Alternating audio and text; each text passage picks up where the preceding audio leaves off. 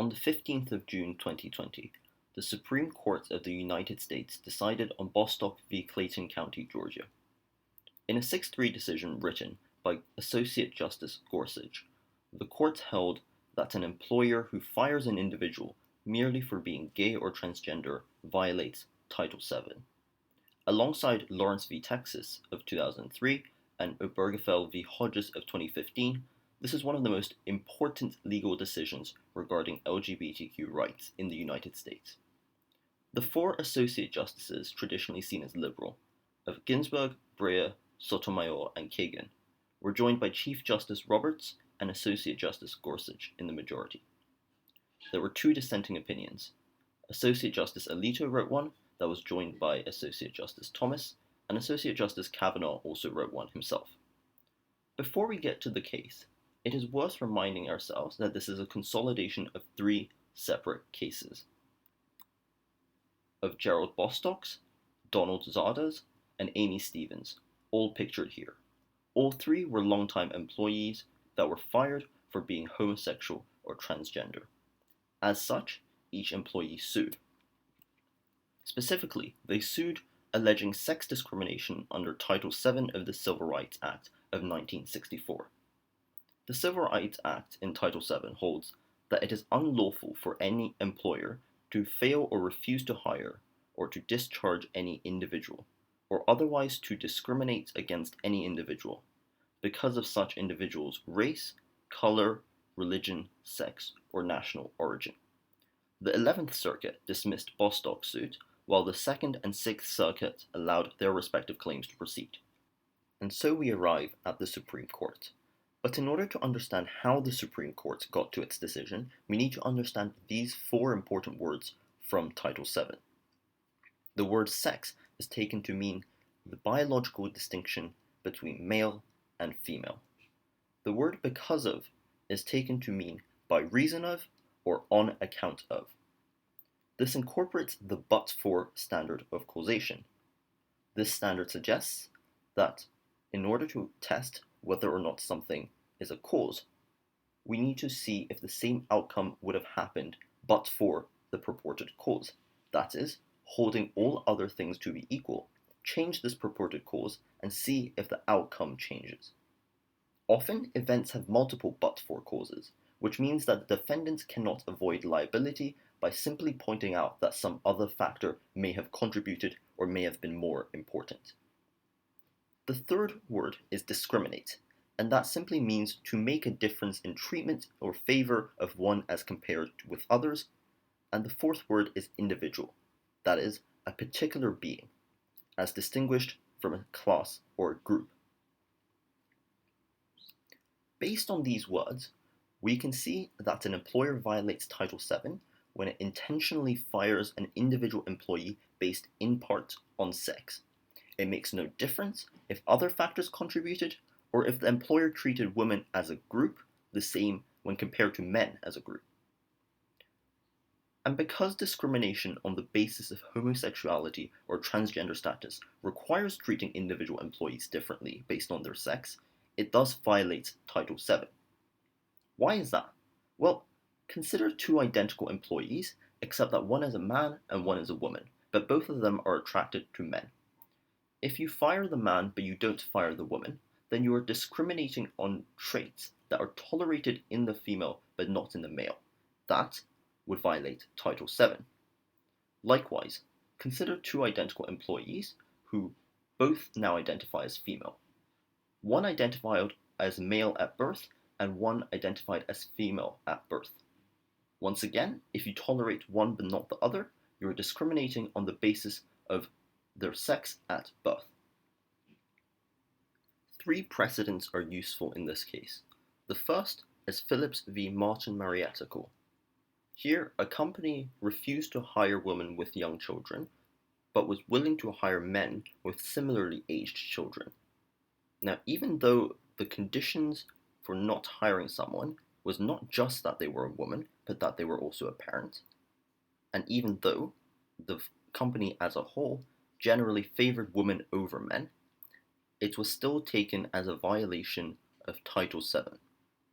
The second precedent is Los Angeles Department of Water and Power v. Manhart. Here, an employer required women to make larger pension fund contributions because they tended to live longer. Now, even though on an aggregate level, it was treating groups equally with respect to how long they lived, at an individual level, this was still found to have violated Title VII. The third is Oncale v. Sundowner Offshore Services. Here, a man was sexually harassed by male co-workers. Even though Congress didn't intend on Title VII to be applied to these cases, and even though the discrimination occurred from the same sex, it was still found to have violated Title VII. Consequently, we can tell three things from these precedents. Firstly, it doesn't matter how discrimination is labeled or motivated. So it doesn't matter if it's based on life expectancy or based on motherhood. It is still discrimination if sex is a but-for cause. 2, it doesn't matter if it's not the primary cause. In all three cases, the employers could have claimed that this was not the primary cause of what was occurring, but it was still a but-for cause. So even though sexual orientation plays a role in the discrimination that occurred in Bostock, it is of no significance because sex is still one of the but-for causes. And thirdly, the defendants cannot claim that because they are treating both groups equally, it is fine. That is, if you are willing to fire all gay people and all lesbian people, or all male trans men and all trans women. Even though that's the case, as displayed by Manhart, it is not about the group, but about individuals. So what do the employers say in response, and how does the court's majority opinion deal with them?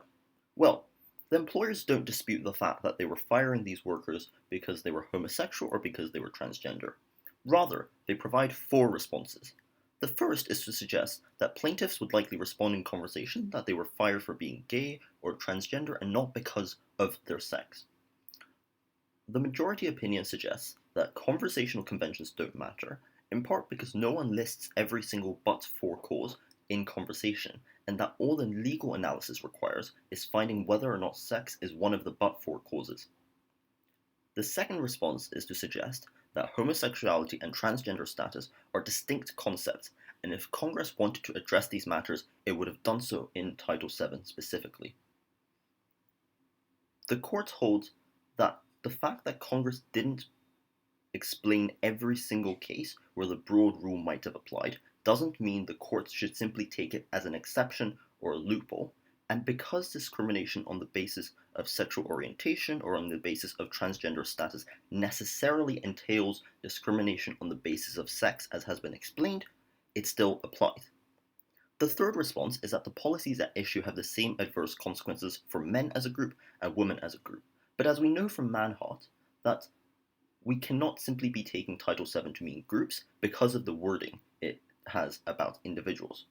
So the employers go further and say, well, when we ask whether or not a gay man would be fired if they were instead a female worker attracted to a man, we don't simply just change their sex, we also change their sexual orientation, so we aren't actually isolating a specific cause.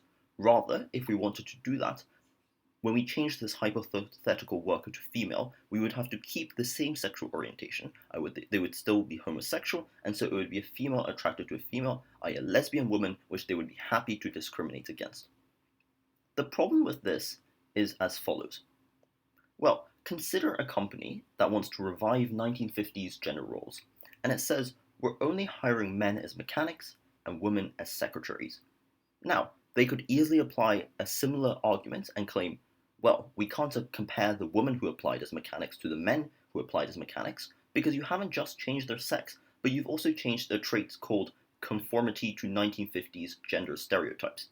Clearly, this is an absurd way of trying to get past Title VII, and indeed, the fact that it is absurd in that case is it is likewise just as absurd when we're doing so on the basis of homosexuality or transgender status.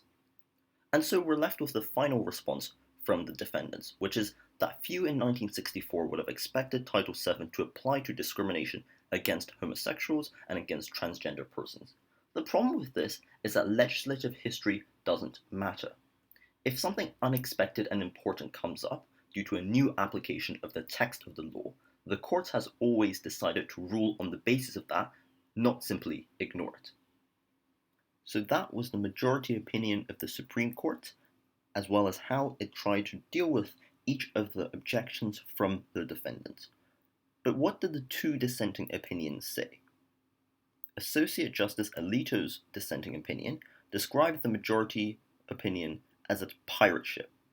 It sails under a textualist flag, but what it actually represents is a theory of statutory interpretation that Justice Scalia excoriated. What he saw was that Congress did not outlaw these sorts of discrimination in 1964.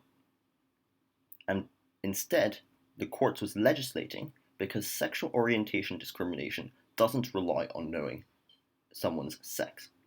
The problem with this is the hypotheticals in the majority opinion that elucidate why that's not the case. That is, suppose someone brings their wife to a party, and suppose you are an employer who wants to fire anyone who is homosexual.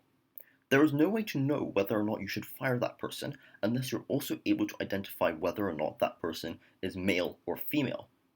That means, by definition, the sorts of sex discrimination that were already outlined in 1964 coincide with the sexual orientation discrimination within this case. The second dissenting opinion is by Associate Justice Kavanaugh, and he talks about the idea that the good textualist is not a literalist. What he means by that is that there is a difference between the literal rather than ordinary meaning of words such as discriminate, and that courts should look at the ordinary meaning of words, or at the very least, the plaintiffs should have explained why the courts should look at a literal one. The problem with this is that that is not what a textualist interpretation looks like. Indeed, some legal scholars have critiqued Associate Justice Kavanaugh as being an intentionalist ideology disguised within textualism.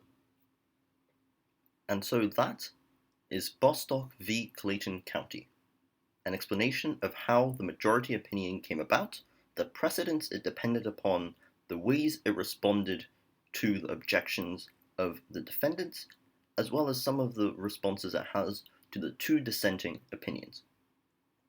There are still questions, of course. Some have wondered whether or not Bostock will provide the same protections to bisexual workers, for whom this sort of but-for analysis does not seem to work. But regardless, this is certainly a large step in making the protections for LGBT workers more concrete.